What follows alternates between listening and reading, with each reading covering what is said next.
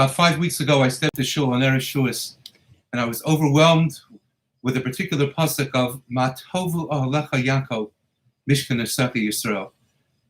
How amazingly wonderful are your tents, HaKadosh Baruch Hu, are your dwelling places, your sanctuaries within the rank and file of Klal Yisrael. Why did this pasuk jump into my head? I had already said it at home, but the reason it jumped into my head was because this was a full 2 months after my mother, Aleh HaShalom, Harini Kaparis Mishkava, had passed away, and I had not davened in the midst of a minyan even once. No kadeshim, no dvarim shebekdusha, no davening with a minyan, nothing whatsoever. And this is the first time that I stepped into a shul on Erev Shavuos, and I was able to daven dvarim shebekdusha with the tzibor. I was able to daven for the Yomid. I was able to recite Kaddish in her memory. Full 2 months and a day after her Petira. And I couldn't help think to myself, my gosh, the ability to be in a shul. But why these words originating with none other than Bilam Rasha? Why is it that the nemesis of Moshe Rabbeinu, as it were, an individual who had the koach peh, lo kam b'Yisrael kam Moshe, b'Yisrael lo kam, that there was an individual who was granted the ability to relate to Kadosh Baruch Hu for a moment's time, with an ability to see clearly the message from Kadosh Baruch Hu without requiring any interpretation whatsoever. Granted to Bilam for whatever reasons. Why is it that this notion of Matova Alecha Yaakov had to be given to us from a person such as a Bilam? Listen to the comment of the Netziv in this week's Sedra of Balak, the second of the two Sedras that we will learn of Parshas Balak. At the beginning of the Sedra, when Moab feels terribly threatened by Klal Yisrael, and they feel that as Klal Yisrael is marching through the Midbar en route to Eretz Yisrael, Moab is going to be laid desolate by this nation who is conquering everyone in their path.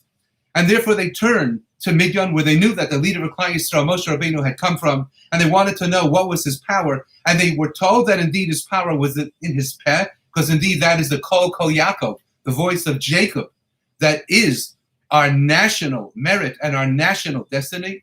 And therefore, they turn to Balak, the head of Moab, Ba'isa. He turns to Bilam Arasha, and he says to him, please come, because this nation is approaching mine, and I want to banish them from our land. Ki yodati, because I know, Eis asher tevarech mevorach, for those, an individual or a body of the nation, those whom you will bless, mevorach will be blessed, v'asher ta'ar you are, and those that you will curse will be cursed. And that's how I grew up understanding the pasuk, and it's actually wrong, because the Netziv points out that the pasuk doesn't say Ki yodati eis asher tevarech yivarach, that those whom you will bless will be blessed, but rather it says eis asher tevarach mivarach, those whom you will bless are already blessed. V'asher ta'ar you are, but those whom you will curse will be cursed. And the Netziv therefore points out that in fact, Bilam, with all of his greatness and all of his vision, and all of his sorcery and all of his charms, was unable to confer blessing upon any individual. Cursing a person or a nation, he was capable of. Blessing, he was not capable of. He went around fooling and duping people into think that he was able to do so, because he would look into the stars, into astrology, and through his understanding of astrology, he would understand whose mazal, whose astrological sign, as it were, and lot it was at that particular moment, at that particular day, at that particular hour to be blessed by Kadosh Baruch Hu, and was effectively in the throes of potential blessing. And then he would officially give his blessing, and then he would turn to the people who had hired him, explaining, you see, I caused that blessing itself. It says in the Netziv, in the Hamad Davar, it's not true.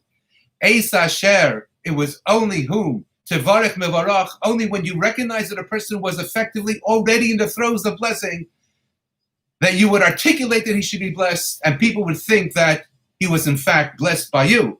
But no, he was already blessed. Basher ta'ar you are, but those whom you would curse, those whom you curse, they could be cursed.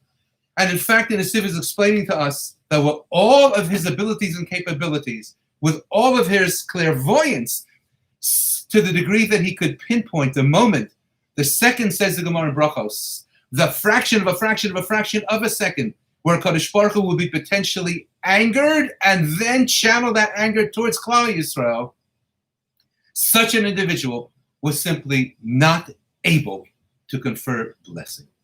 And I thought to myself that ultimately, Matova Olecha Mishkanesecha Yisrael, Bilam looks out at the tents of Klal Yisrael and he saw that they were not Mechovanim Zelazeh, that the tents were not open with their doorways one to the other, representing the modesty and the tznius of the family life and the greatness and the value of the family of Klal Yisrael. That all of life and all of Kedusha and all of holiness begins within the family, and it's within the home, specifically the home of the Jew. Mishkanesecha Yisrael, Elu, Bate Knesios and Bate Midrashos. These refer, of course, to the shuls and to the Bate Medrash and to the kolim, to the yeshivos that our children attend, that our men learn in, that women learn in, that Klal Yisrael are taught in. And Bilam looked at these and he realized, as it were, that these were the sources of the energy and the fruition of the Klal Yisrael, and they sought to actually curse them. But HaKadosh Baruch Hu reversed the intended curses, as it were, and turned them into blessings.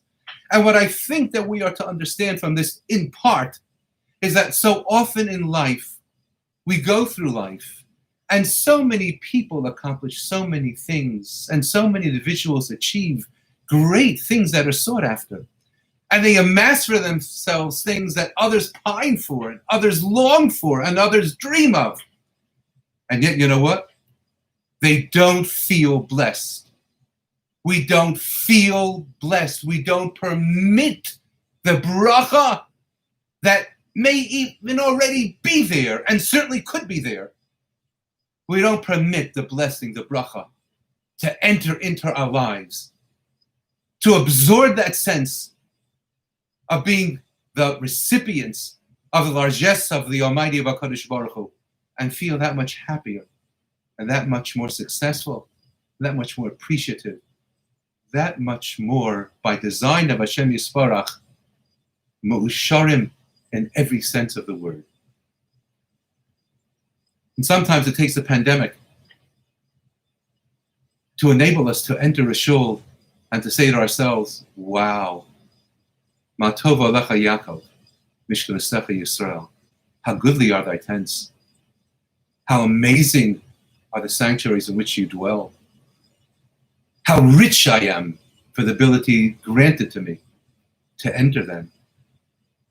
And nebuch, sometimes in life, we're blessed with such wonderful, wonderful friends, fabulous relatives, husbands and wives, children, siblings, parents, and we don't begin to recognize and appreciate the brachos that they are in our lives. How lucky I am to have such a spouse. How fortunate I am to have such a sibling.